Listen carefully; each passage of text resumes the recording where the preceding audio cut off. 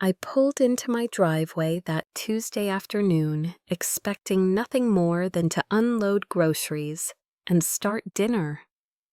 Instead, my entire life was scattered across the front lawn, like someone had mistaken my home for curbside pickup. My ceramic mixing bowls sat in wet grass beside my winter coats.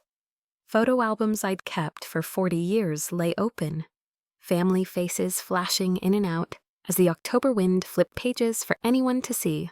The rocking chair my husband had built for our first apartment was tipped on its side, one arm snapped clean off.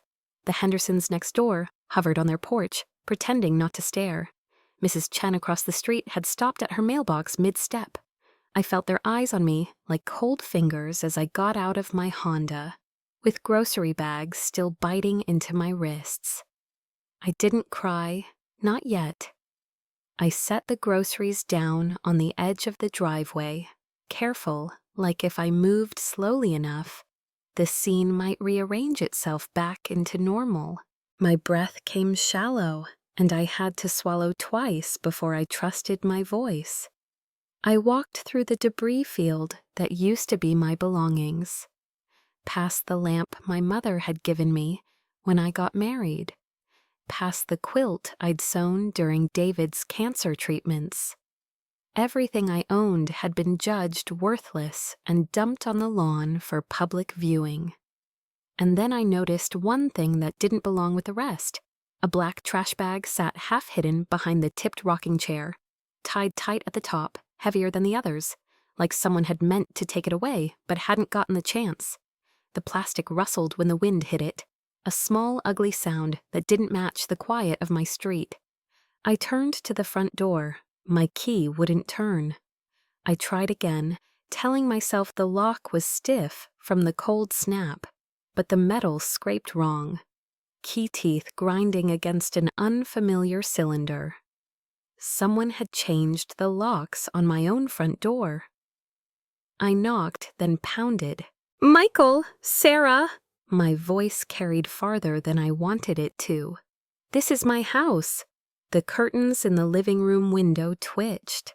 A shadow shifted behind the sheer fabric, tall, familiar, refusing to come closer. Then I heard her voice through the window. "We thought you were at the grocery store all day." Sarah's voice came through the glass, muffled, calm, and strangely rehearsed. "We didn't know when you'd be back." I pressed my palm to the window, my breath fogging the pain. "Sarah, what's happening? Why are my things on the lawn?" The shadow behind the curtain shifted, then moved away. No answer. In that moment, something cold settled in my chest. This wasn't confusion. This was choreography. Someone had timed it, planned it, and counted on me being polite enough to stand there and beg. And if you're listening to this, and something in your own family feels off, papers, money, keys, control, please don't brush it aside. Send this to someone you trust. Don't wait until your life is on the grass. I should have seen the signs sooner. 3 years earlier, when David died, I was 65 and hollowed out by grief. The cancer had eaten through our retirement, the way rust eats through a pipe, quietly, relentlessly, until one day you realize nothing holds water anymore. The house still had $12,000 left on the mortgage. Michael and Sarah offered to help me keep it. "You shouldn't be alone right now, Mom," Michael told me after the funeral, his hand warm on my shoulder. "Let us take care of you for a while." Sarah stood beside him, nodding, her eyes moving around my living room like she was already rearranging it. "It'll be good for the kids to spend time with Grandma." I believed them. The house felt too big without David's voice. Having family under the roof sounded like mercy. The first month was fine. Sarah cooked most nights. Michael mowed the lawn. The grandchildren, Emma and Jake, filled the hallway with running feet and small arguments and laughter that made the rooms feel alive again. Then month 2 arrived like a quiet bill slipped under a door. "Mom, the electric bill this month was $230, Sarah said one evening, sliding the paper across my kitchen table like it was evidence. "That's almost double what you were paying before." I studied the numbers. "Well, there are more people here now?" "Right." She smiled like we were agreeing on something reasonable. "So we should split it. Fair is fair." That was how it began. Not with shouting, with fair.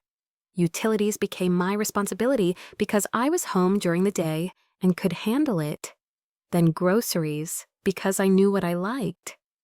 Then cable and internet, because I was the one who watched TV all the time, Sarah said, as if the television had been a personal indulgence instead of background noise in a quiet house. By month 6, I was paying for everything while they saved their money for the future. "We're trying to buy our own place," Michael explained when I mentioned how fast my account was shrinking. His voice softened on the last word like a child asking forgiveness. "This arrangement helps us save for a down payment. You understand, right, Mom?" I wanted to understand. I wanted to be the kind of mother who helped instead of questioned. David and I had raised Michael to be responsible, and if this was the bridge that got his family stable, I told myself I could bear the weight a little longer. Then came month 12, and Sarah brought in paper. "The thing is, Mom," she said one Saturday morning, pouring herself coffee in my kitchen like she owned the mug, "we need to make this more official, for tax purposes." She slid a document across the table. "We found a room rental agreement online. It's just paperwork. Protects everyone." The agreement was for the guest room. The guest room I'd been sleeping in since I'd given up the master bedroom to make things easier for them.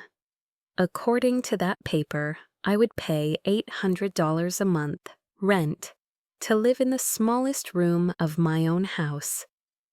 $800 seems high, I said, keeping my voice low, the way you do when you don't want children to hear something ugly. "It's below market rate," Sarah replied instantly.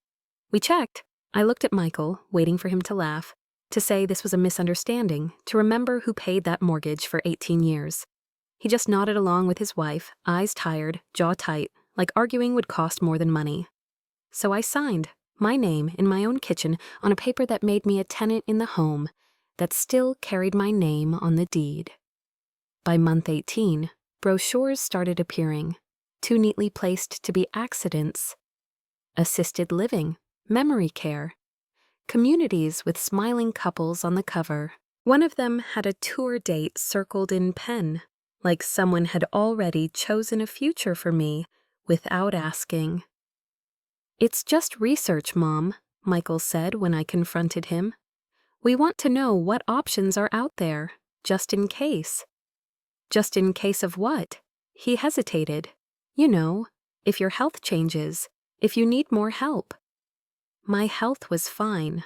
I drove myself to the doctor, to the grocery store, to church every Sunday. I took blood pressure medication and vitamins like half the women my age.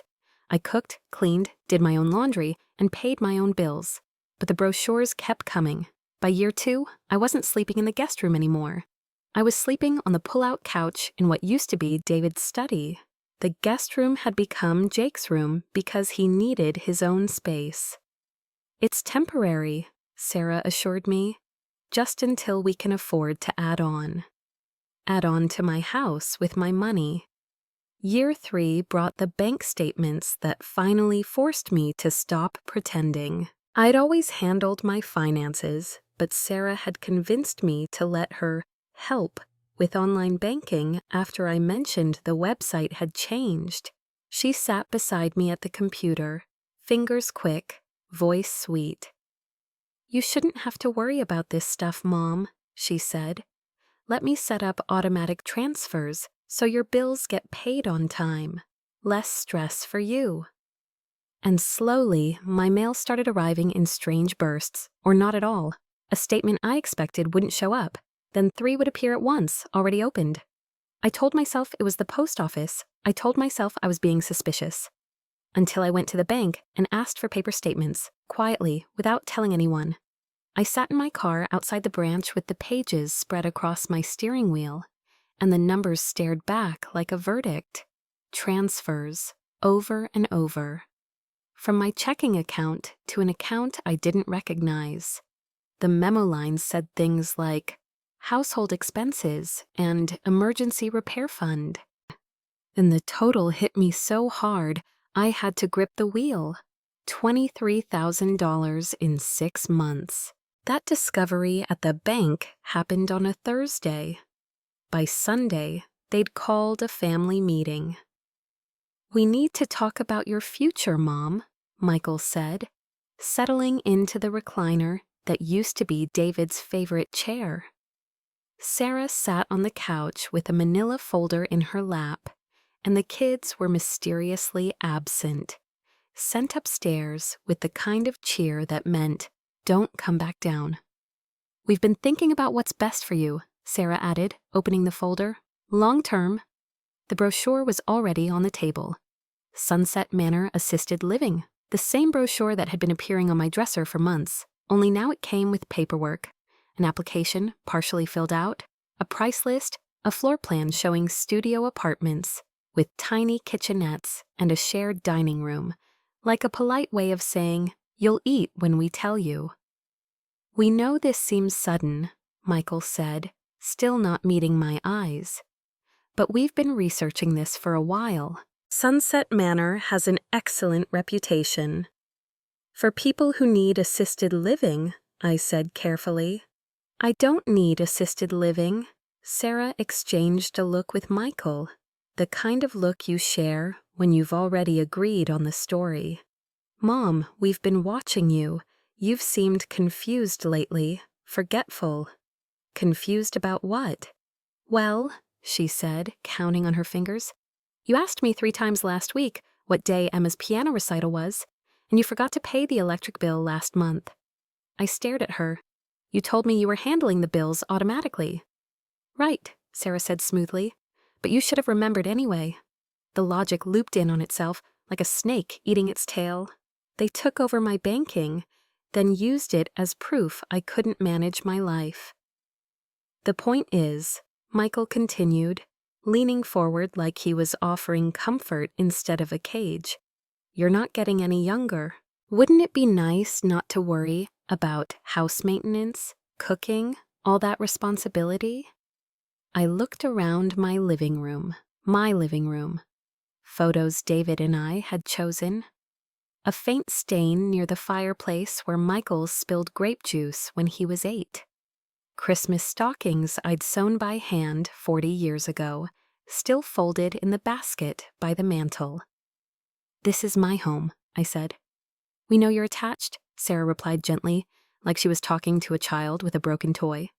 "But attachment isn't always practical. You'd be happier at Sunset Manor. They have activities, people your own age, a community." "I have a community," I said. "I have neighbors I've known for 15 years. I have my church." "You can visit your church from Sunset Manor." "Visit," I repeated. "Like a tourist." Michael's voice softened.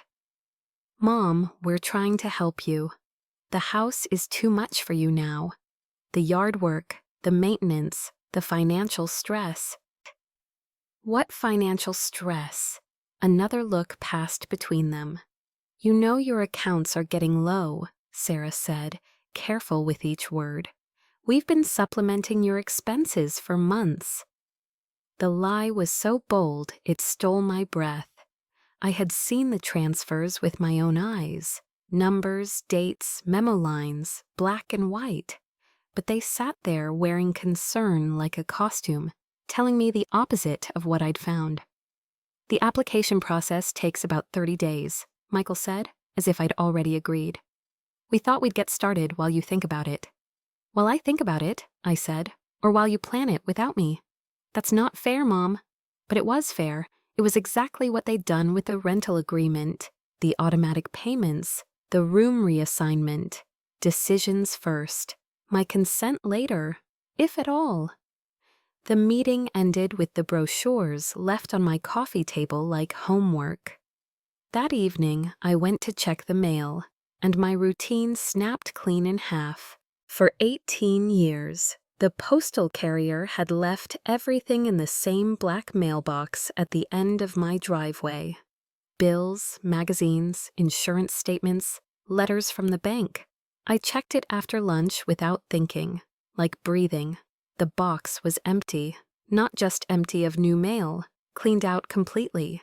No catalogs, no grocery flyers, no utility bills stuffed in the corner. "Sarah," I called when I came back inside, forcing my voice to stay even. "Have you seen today's mail?" She stood at the sink, washing dishes I usually washed myself. "What mail?" "Any mail. The mailbox is empty." "Maybe nothing came today." "Nothing comes on Sunday," I said, "but there's usually Saturday mail still there. And I never got my insurance statement this month." Sarah dried her hands slowly, eyes on the towel instead of my face. "Maybe you should call the post office if you're concerned about missing mail." "Maybe I will," I said. Monday morning I called. 20 minutes on hold. 2 transfers. A voice finally answered that sounded bored enough to be honest. "Yes, Mrs. Patterson," the clerk said, tapping at a keyboard I could hear through the receiver. "I see the issue. You have a mail forwarding request on file." My fingers tightened on the phone. I never requested mail forwarding. "The request is dated 3 weeks ago. All mail is being forwarded to, let me see, 428 Maple Street, apartment 2B. I didn't know where 428 Maple Street was, but I knew who lived in apartment 2B, Sarah's sister, the same woman who'd smiled at me at Thanksgiving and called me sweetheart while glancing at my china cabinet like she was mentally pricing it. "Who submitted the forwarding request?" I asked. "I'm sorry," the clerk said, voice flattening. "I can't give that information over the phone. You'll need to come in with ID to make changes." When I hung up, I didn't call Michael. I didn't confront Sarah. I wrote the address down in my neatest handwriting on the back of a grocery receipt. The date, the time, the clerk's name, and I slipped it into the same envelope as my bank statements. Small things, paper things, the kind of things people dismiss until they're standing in front of someone official who needs facts. My mail was being redirected so I wouldn't see what they were doing, and that meant the transfers were only one part of it. That afternoon, I overheard the phone call that confirmed what my stomach already knew. Sarah was in the laundry room, speaking quietly into her cell phone while folding towels. I'd come downstairs for a glass of water and heard her voice through the thin wall. "No, Thursday should work fine for the estimate," she said. "She'll be at her doctor's appointment until 3, so we'll have plenty of time to walk through everything." A pause. "Right, we need the whole house cleared out. Furniture, personal items, everything. Can you handle estate sales, or do we need to donate most of it?" My throat went dry. Another pause. "Perfect. And the cleaning crew can come Friday? We want everything ready for the real estate photos by next week." Estate sales, real estate photos. My legs weakened, and I had to brace myself on the kitchen counter to keep from making a sound. "The timeline is tight," Sarah continued, voice brisk and businesslike. "But we need to close before the end of the month. The facility has a waiting list, and we don't want to lose the spot." End of the month. I looked at the calendar by the phone. October 28th. The end of the month was Thursday. So this wasn't a conversation about my future. It was a schedule. Mail forwarding, brochures, a 30-day application window, a moving estimate, photos, closing, all without my permission. I stood in my kitchen, listening to my daughter-in-law arrange the sale of my life, and I understood that Tuesday, the lawn full of my belongings, the changed locks, none of it had been impulsive. It had been step 1, and I wasn't supposed to have time to stop step 2. That night, after the house went quiet, I opened the desk drawer David used to keep important papers in. It was lighter than it should have been. And out on the lawn, That tied black trash bag rustled once in the wind, like it was waiting. Now I stood on my own front lawn, surrounded by the physical evidence of their timeline. Tuesday afternoon, step 1. Clear out the inconvenient occupant and her belongings. I walked through the scattered pieces of my life, looking for something, anything, that explained how this had happened so fast. The street had gone quiet, but I could still feel eyes behind curtains. The movers had been thorough but sloppy. Kitchen chairs thrown on top of delicate picture frames. My jewelry box upside down in the grass. Costume pearls mixed with dirt. David's toolbox open and emptied. Screws and washers scattered like confetti. And then I saw what they'd missed. Behind the azalea bush near the porch, half hidden by fallen leaves, sat a black garbage bag tied with a red zip tie. Not a loose knot for curb pickup. This was cinched tight and deliberate. I recognized the red zip tie. Sarah used them for everything. Storage bins, Christmas decorations, color-coded little systems. Red meant secure. Red meant don't touch. Things that weren't meant to be opened. I dragged the bag out from under the bush. It was heavier than clothes, and it rustled like paper. Manila folders and loose sheets sliding against each other. Inside were papers they never meant me to see. Before I opened it, I took 2 quick photos with my phone, where the bag had been tucked, the red zip tie, the way it looked deliberately hidden. Then I opened it carefully. The first document on top was a power of attorney, with my name printed neatly at the top and my signature at the bottom. Except I had never signed a power of attorney. At first glance, the signature looked like mine, but the R in Ruth was wrong. I'd been signing my name the same way for 68 years. My R had a loop I could draw in the dark. This one had the right shape and the wrong rhythm. There was a notary stamp too, inked clean, like it had been pressed with confidence. I leaned closer and saw a commission number and an expiration date. My stomach tightened. Someone hadn't just forged my name. They'd tried to make it official. I snapped a photo of the stamp, then another of the signature line. After that, I wrote the time and date on the back of a grocery receipt and slid it into the bag. Small habits, but they kept me steady. I kept digging. Bank account change forms authorizing Sarah Patterson as a joint account holder. Insurance beneficiary updates changing the primary beneficiary from Michael Patterson to Sarah Patterson. Property tax paperwork and an attempt to add Sarah's name to my deed. Every signature was wrong, the same slightly off R, the same careful practiced letters that should have been automatic. Each document was dated within the past 6 months. Each one tightened a different loop around my life. Money, property, medical decisions, the right to say yes or no. The dates were so close together, it felt like a countdown. At the bottom of the bag was a yellow legal pad in Sarah's handwriting. Capacity evaluation. Cognitive decline documentation. Then a list of dates and incidents written like a chart. 10/3, forgot to pay electric. 10/8, asked about piano recital 3 times. 10/12, confused about bank balance. She had been building a case for my incompetence while creating the conditions she was documenting. The electric bill I'd forgotten to pay, I hadn't received it. My mail was being forwarded. I lowered myself into the grass. The pages spread across my lap. My house, my accounts, my choices, all of it being rewritten in ink. Across the yard, my key sat useless in my palm. Perfect teeth, the wrong lock. That was the whole story in one object, but they had thrown the proof away like trash. And now it was in my hands. I needed someone who spoke this language. Paper, signatures, procedures. Before Sarah could spin it into help. My phone battery was flashing low. I tucked the documents back into the bag in the same order I'd found them, like I was restoring a file. Then I crossed to Mrs. Chen's porch and knocked.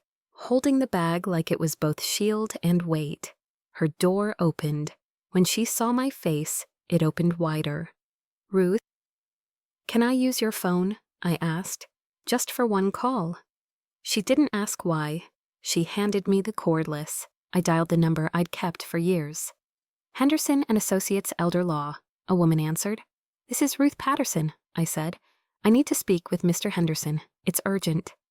"I'm sorry, he's in court this morning. Can I take a message?" "Tell him I have a documentation of elder fraud. Someone forged my signature on legal documents. I have the originals." A pause. "Hold on, Mrs. Patterson." A man came on the line, crisp and focused. "Mrs. Patterson, this is Mr. Henderson. My assistant says you have evidence of fraud." "Yes," I said, staring at my name written by someone else. A forged power of attorney, forged bank forms, paperwork attempting to transfer property, and notes outlining a plan to have me declared incompetent. "Where are you right now?" "In my front yard," I said. "They changed the locks and put my belongings on the lawn. I'm sitting here with a garbage bag full of forged documents." "Listen," he said, "don't hand that bag to anyone. Don't let your son or your daughter-in-law touch those pages. Keep them with you." "I will." "Can you get to my office this afternoon with every document and your bank statements?" "Yes." "And do you have somewhere safe to stay tonight?" I glanced at Mrs. Chen's doorway. "Not yet." "And stay with someone you trust," he said. "We'll make copies, notify the bank properly, and start the emergency steps today." He paused, then his voice hardened. "And Mrs. Patterson, we have enough to file charges." I hung up and looked at my house, quiet, sealed, pretending I didn't exist. Sarah and Michael were inside, probably congratulating themselves. They thought they'd erased me, but they'd made one mistake. They'd thrown the evidence away instead of destroying it. I gathered the papers back into the bag and kept it against my chest. I didn't set it down. I didn't let it leave my hands. Mrs. Chen stood beside me, close enough that her calm steadied my breathing. "Ruth," she said softly, "you can't stay out here. Come in. Have some tea. We'll figure out your next step." "I don't want to impose," I whispered. "You're not imposing," she said. "You're accepting help from a friend." I followed her across the street, leaving my scattered belongings and my locked house behind for the moment. The next few hours would decide whether I got my life back or whether their paperwork became my cage. Linda Chen's kitchen smelled like jasmine tea and fresh bread. She set a cup in front of me without asking about the black bag on her table. "Whatever's happening over there," she said quietly. "Tom and I saw it. The moving truck, the way they threw your things on the lawn. We've got it on our doorbell camera." I stopped mid-sip. "You have video?" Tom stepped in from the hallway, wiping his hands on a dish towel. "From 7 a.m. until you pulled in around 2. Clear timestamps. I saved it and backed it up." Evidence didn't care how Sarah smiled when she lied. Evidence just waited. I kept the trash bag close, the red zip tie still looped at the top, like a warning label. The plastic made a soft, restless sound every time I shifted in my chair, like it was reminding me what was inside. At 3:30, Tom drove me to Mr. Henderson's office. I held the bag on my lap the whole way, my arms wrapped around it, like it might vanish if I loosened my grip. "Mr." Henderson cleared a conference table. The forged pages spread across it, power of attorney, bank change forms, beneficiary updates, the attempted property transfer, and Sarah's yellow legal pad notes about capacity. He didn't dramatize anything. He just read, made a list, and checked dates the way a mechanic checks a faulty engine. "These are extensive," he said, tapping the POA, "and sloppy. The dates don't even match the notary stamp on several pages." He angled one form toward me. "September 15th here, notary stamp, September 22nd. They backdated. That alone helps us." "Can you prove it's forged?" I asked. He looked at me steadily. Your testimony matters. The inconsistencies matter, and the bank's own records will matter. We don't need a handwriting show trial today. We need to stop them. He asked the hard questions anyway. Had any court declared me incompetent? Had I granted anyone POA? Had I authorized any transfers? No, I said to each one, and each no felt like a nail-driven sarcomag into the shape of my own life. He slid a single-page affidavit toward me. This is your sworn statement. Short, factual, date, time, what you found, what you did not authorize. Sign this in front of my witness. He paused. Sign it the way you always sign. My pen hovered for a second. Then I wrote my name, slow enough to feel every familiar curve. My real R. He copied every page, photographed the notary stamps and signature lines, and sealed the originals into an evidence envelope. He had me initial the seal and wrote the time and date in his own hand. Protection first, he said. I'm filing an emergency restraining order today to stop Sarah from using your identity or accessing your accounts. I'm also sending the bank's fraud unit a court order request and your affidavit, and we request an expedited hearing. He added one more file to the stack. And I'm making a report to Adult Protective Services, not because you can't care for yourself, because the pattern matters. Mail forwarding, isolation, a forged POA. Courts take that seriously. Before I left, he said, stay somewhere safe. Don't go back to the house alone. If they contact you, don't argue. Save the messages, voicemails, texts, anything. Let them dig their own hole. By late afternoon, I was back at the Chen's house, watching my own porch from Linda's window like it belonged to someone else. The grocery bags I'd brought home that morning sat in her pantry now, awkward proof that I'd expected an ordinary day.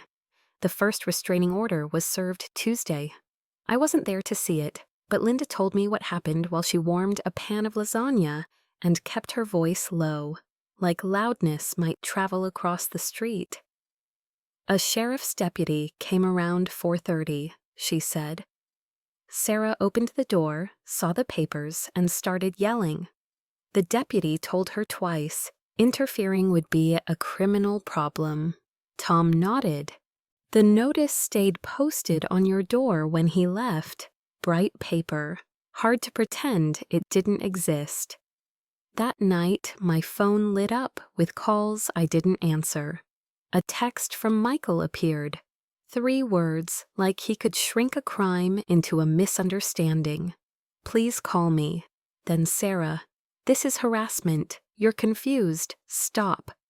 I took screenshots. I saved the voicemails without listening until I was ready. Mr. Henderson had been clear. Receipts. Across the street, the house stayed lit late. Their panic kept the lights on. Wednesday morning, my phone rang from a number I recognized. Mrs. Patterson, this is Jennifer Walsh from First National's Fraud Investigation Unit.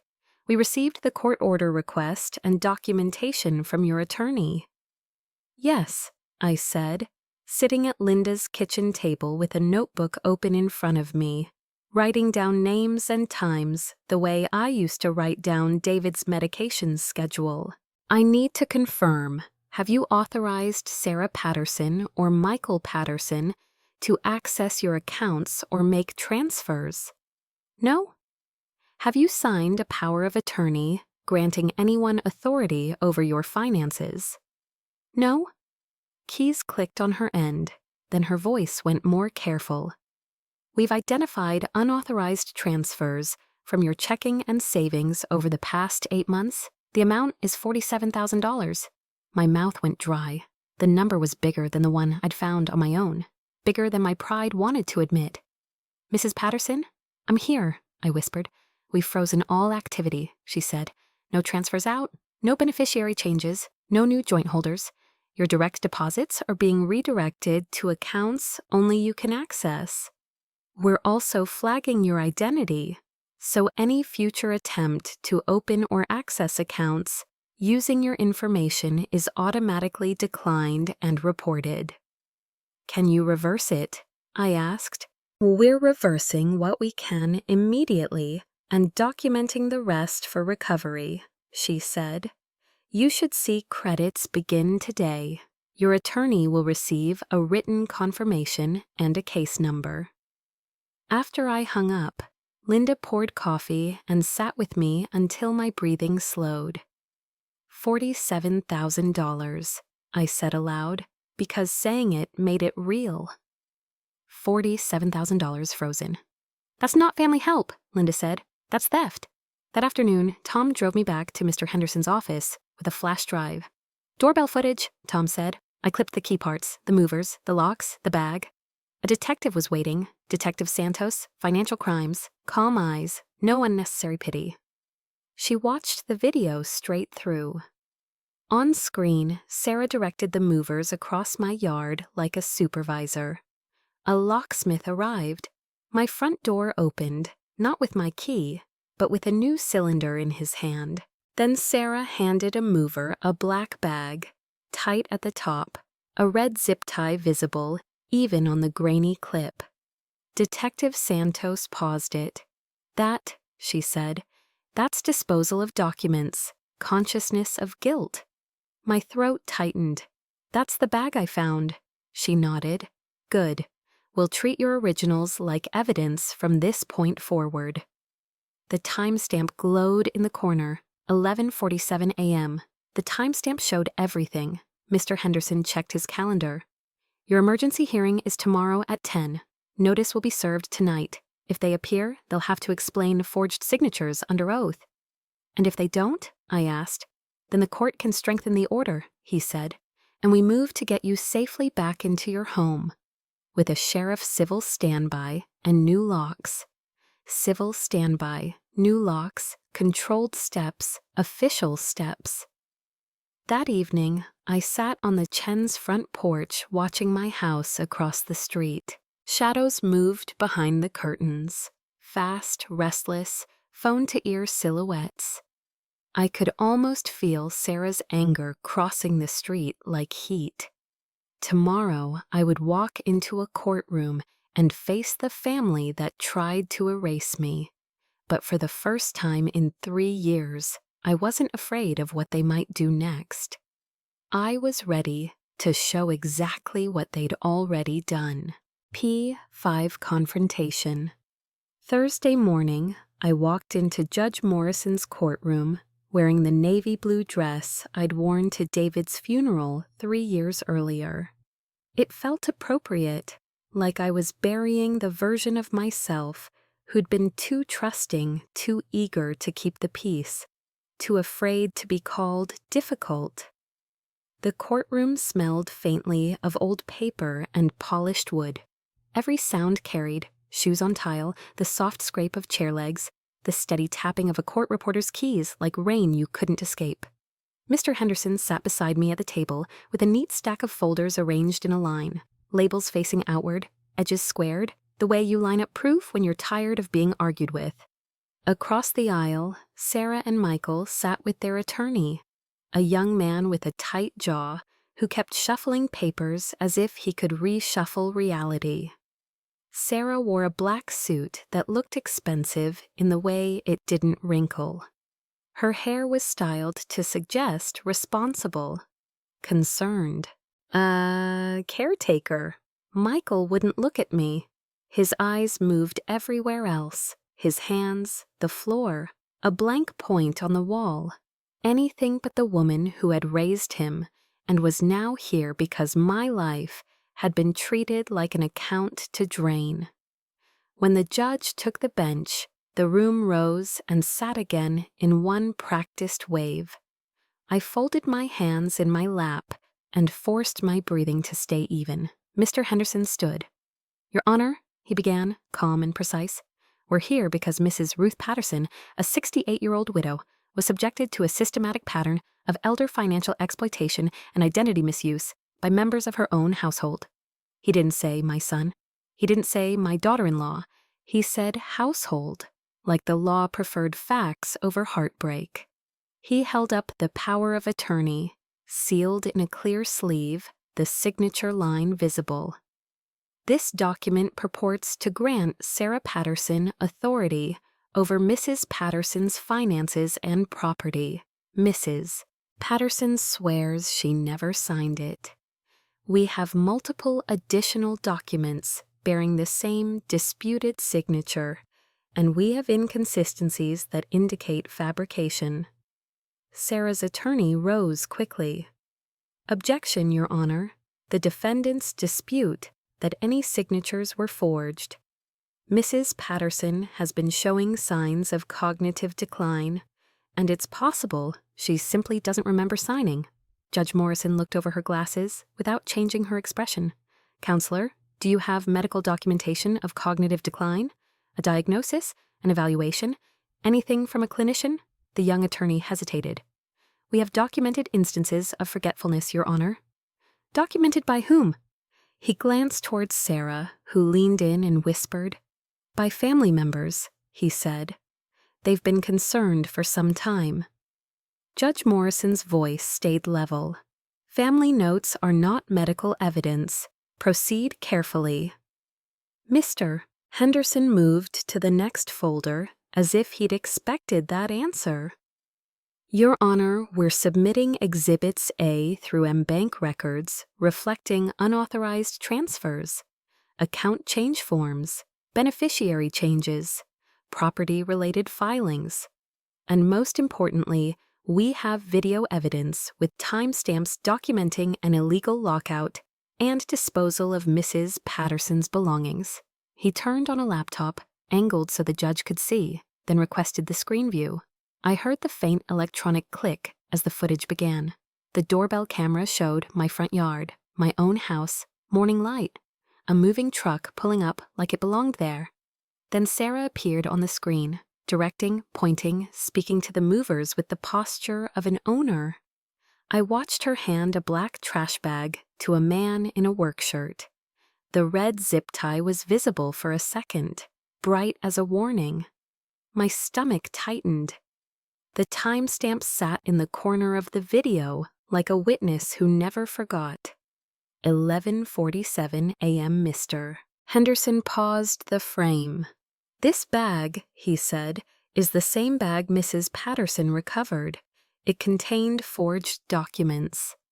The disposal of that evidence, paired with the lock change and the mail forwarding we verified, shows planning. Sarah's attorney tried again, softly this time.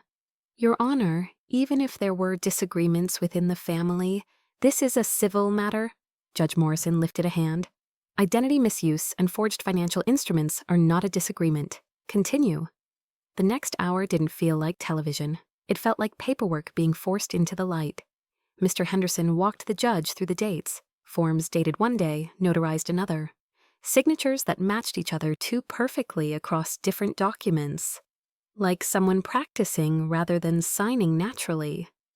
Bank affidavits confirming the transfers and the protective hold.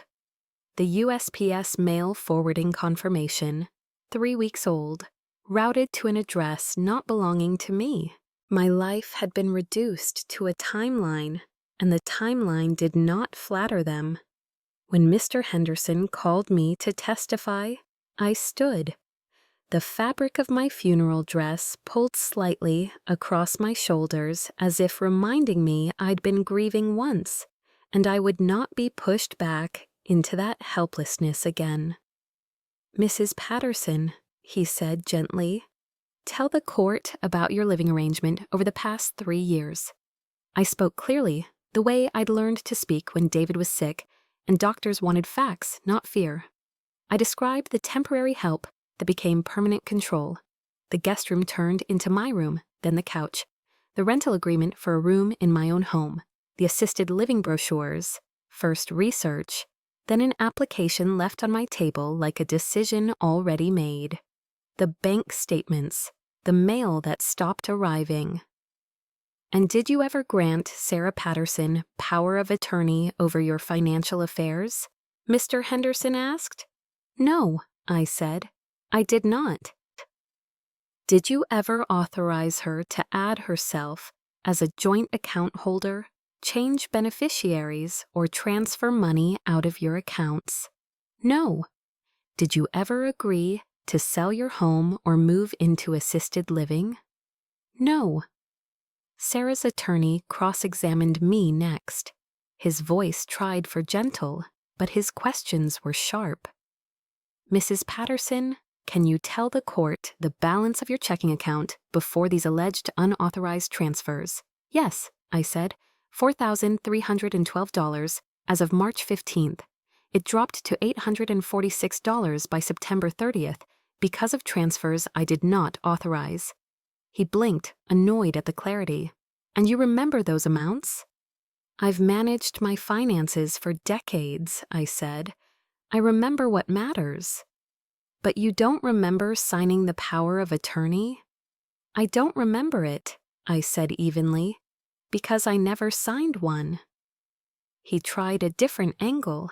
Isn't it true you've been living rent-free in your son's house for 3 years?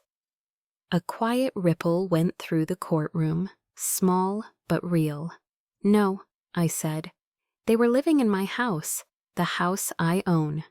The house I paid taxes and insurance on. The house my husband and I built a life in. Mr. Henderson objected, but he didn't need to. The question had already done its damage, just not to me. When Sarah took the stand, she began in a calm voice, as if she were reading from a script she'd practiced. Mrs. Patterson was becoming increasingly forgetful. We were concerned about her ability to manage finances safely. Mr. Henderson's cross-examination was quiet and relentless. If you believed she lacked capacity, he asked, why didn't you seek a legal guardianship through the court? We were trying to handle it privately, Sarah said. Privately, he repeated, by submitting documents with her name that she says she didn't sign? I never forged anything, Sarah said quickly. And the $47,000 in transfers, how do you explain those? We were managing household expenses, she said, voice tightening. She didn't understand what things cost. Without her consent? He asked. She would have said no, Sarah snapped before she could stop herself. She says no to everything. She's stubborn and unrealistic about her limitations. Her attorney shifted in his seat, signaling her to stop talking, but the room had gone very still. Mr. Henderson held her there. So, he said calmly, you believed you knew what was best for her. And because she would not consent, you proceeded anyway. Sarah's jaw clenched. Someone had to make decisions. And in that moment the performance collapsed, not because she confessed to a crime in a dramatic way, but because she admitted the motive, control without permission. When Michael testified, his voice was smaller than I remembered from when he was a boy with scraped knees. I didn't forge anything, he said. Sarah handled paperwork. I thought Mom agreed.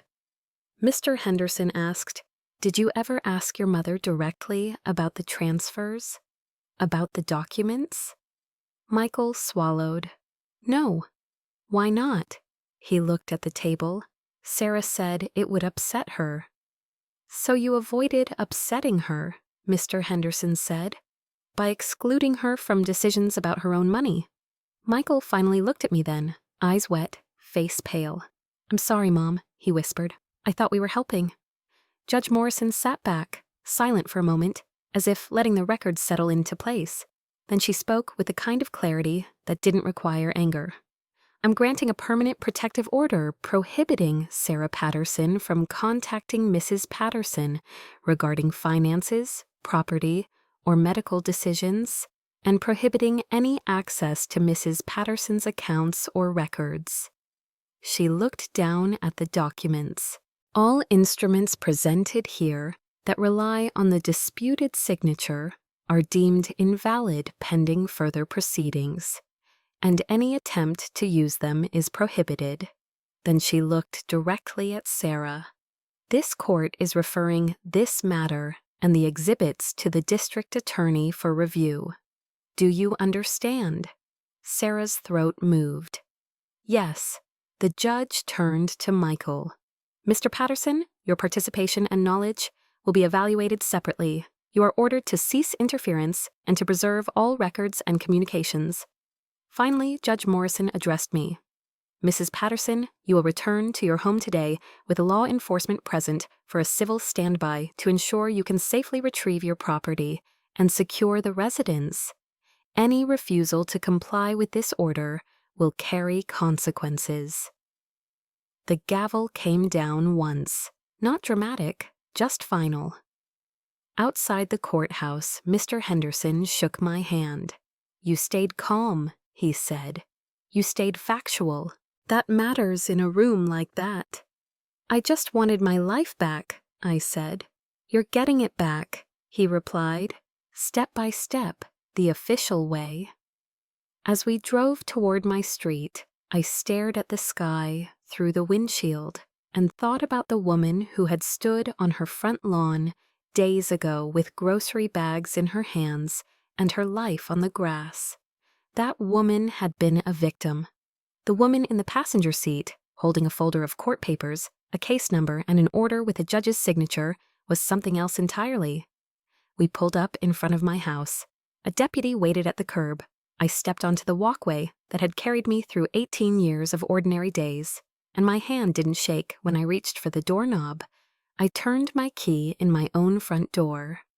The house felt different when I walked through the front door for the first time in 4 days. Not warmer, not happier, just lighter, like someone had finally lifted a heavy box off my chest, and I could breathe all the way down again.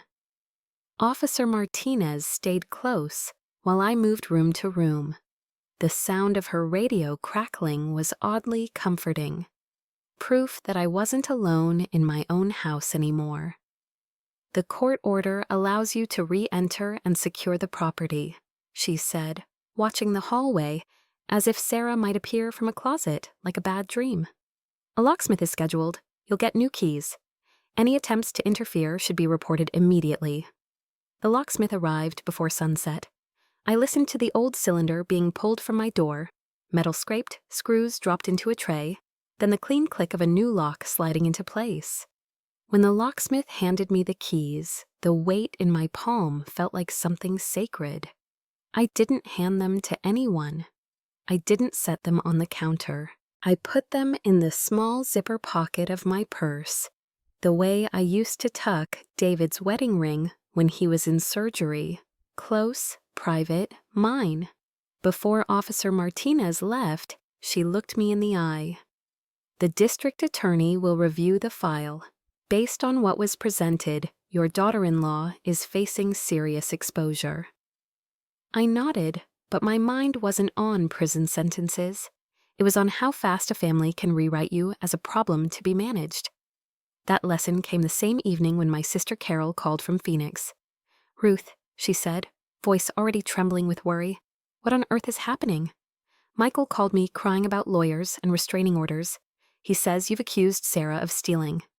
I stood in my kitchen with the phone pressed to my ear. The same kitchen where Sarah had slid papers across my table like I was a child and she was the adult. Carol, I said quietly, they stole $47,000. They forged my signature. They changed my locks and put my belongings on the lawn. A small silence, then the soft, careful voice families use when they want you to back down. But sweetie, are you sure? Maybe there was a misunderstanding about the finances. There's no misunderstanding, I said. There are bank records, there are forged documents, there is video footage with timestamps. Carol exhaled like I'd disappointed her. But putting your son's wife in jail, Ruth, think about the grandchildren. And there it was, not, are you safe? Not, where are you sleeping? Not, how could they do this to you? Just don't embarrass the family. The call ended with Carol telling me to think carefully about whether I wanted to destroy the family over money. After I hung up, I stared at my own reflection in the darkened window above the sink. I understood then that the lockout hadn't been the only weapon. Isolation would be part of the fallout. People would choose sides, and not everyone would choose mine. 2 weeks later, Detective Santos called with an update. "Mrs. Patterson," she said, "I wanted you to know Sarah Patterson has been formally charged. Identity theft, fraud, elder financial exploitation. And because of the mail forwarding element, there's also a mail-related charge attached." My stomach tightened. "What happens now?" "Now," she said, "she fights, and that means you need to be prepared for the same story you heard in court. You consented, you forgot. They're going to try diminished capacity." I sat down at my kitchen table and placed my keys in front of me, like an anchor. "Can they prove that?" I asked. "They can try," Detective Santos said, "but your testimony was clear. You remembered dates, amounts, and circumstances. The documents show inconsistencies, and the bank's records support the unauthorized access. And the doorbell camera footage supports the timeline. That's hard to explain away." Her voice softened slightly. "There will be another hearing, possibly a trial, and you will likely be asked to testify again."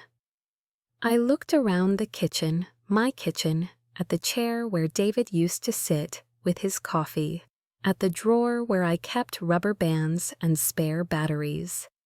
Ordinary things that had nearly been taken from me by paperwork and lies. "Detective," I said, "I've been prepared to speak clearly my whole life. I raised a child. I buried a husband. I kept this house standing. I can tell the truth in a courtroom. When I hung up, I didn't sit in fear. I moved. I opened a notebook and wrote down every date I could remember. When they moved in, when the rental agreement appeared, when the brochures started, when the mail went strange, when I found the bag. Then I did the things no one had told me to do until it was almost too late. I changed every password I could think of: banking, email, utilities. I set up two-step verification with a new phone number that wasn't on any family plan. I requested a credit freeze and fraud alerts so no one could open anything in my name. I called the post office in person with my ID and canceled the forwarding. I rented a small P.O. box so my mail would come to me, not to my driveway.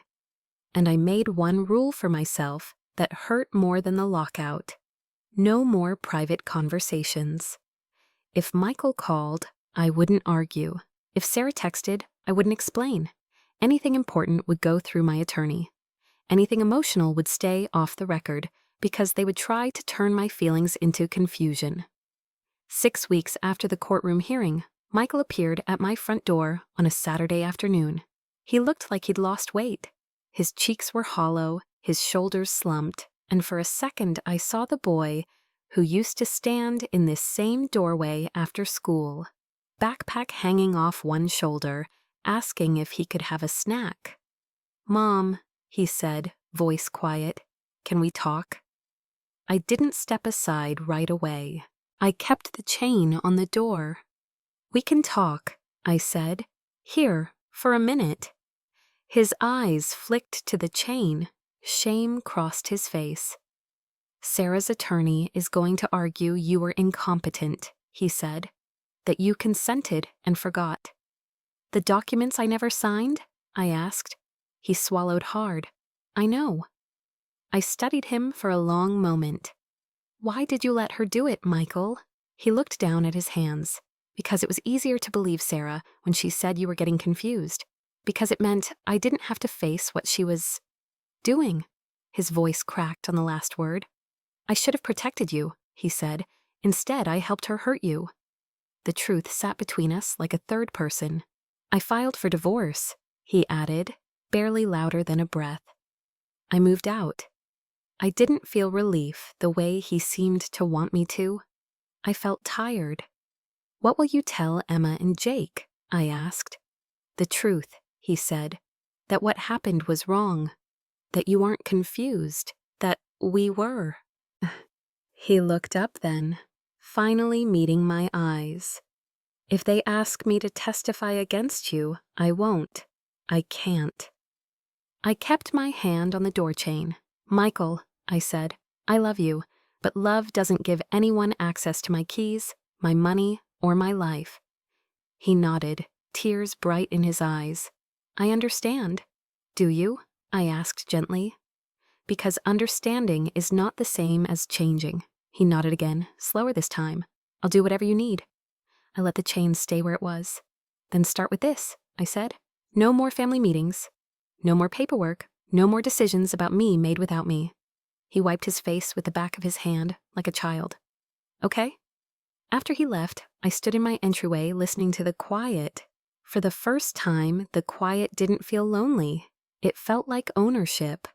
Then I saw the envelope on my hall table, a thick one Mr. Henderson had dropped off earlier, stamped with an official seal. I didn't open it right away. I just stared at my name printed in bold, formal letters. Because I knew what it meant. The next stage wasn't moving trucks and locks. It was a courtroom again. And this time, they were going to try to put my mind on trial. 6 months after the case finally closed, I woke up in my own bedroom for the first time in almost 4 years. The master bedroom I had surrendered temporarily was mine again. Fresh paint, new curtains, bedding I chose because I liked it, not because it matched anyone else's taste. I lay there for a moment and listened. No footsteps overhead.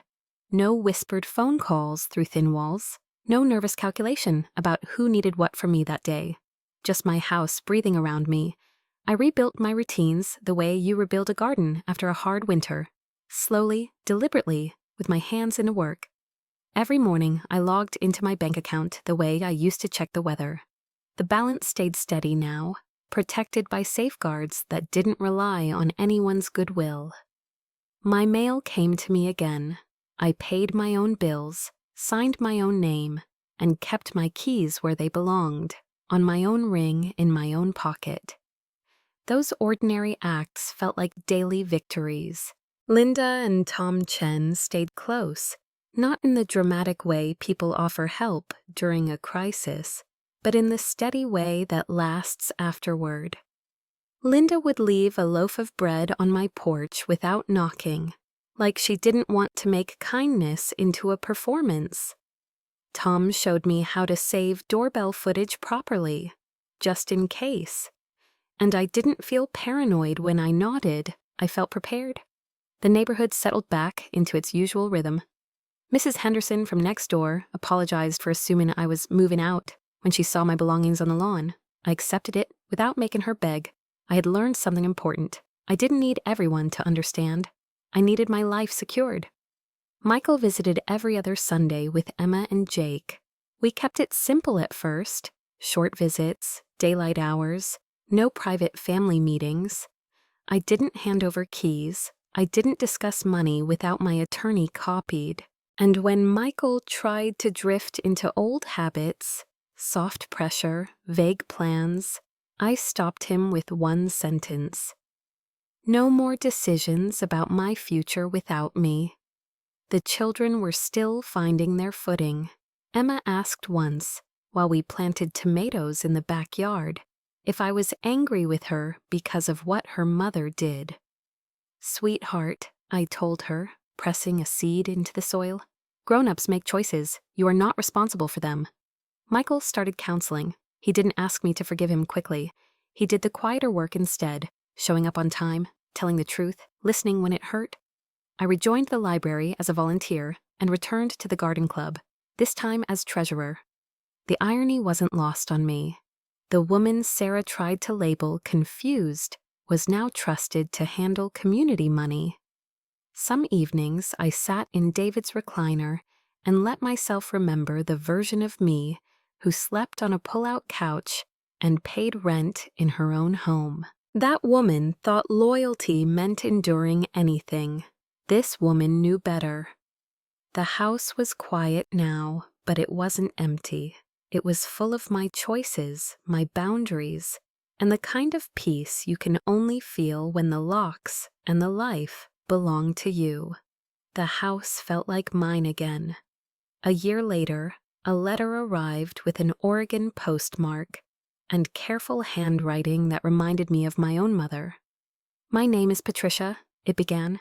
"I heard your story through the district attorney's office.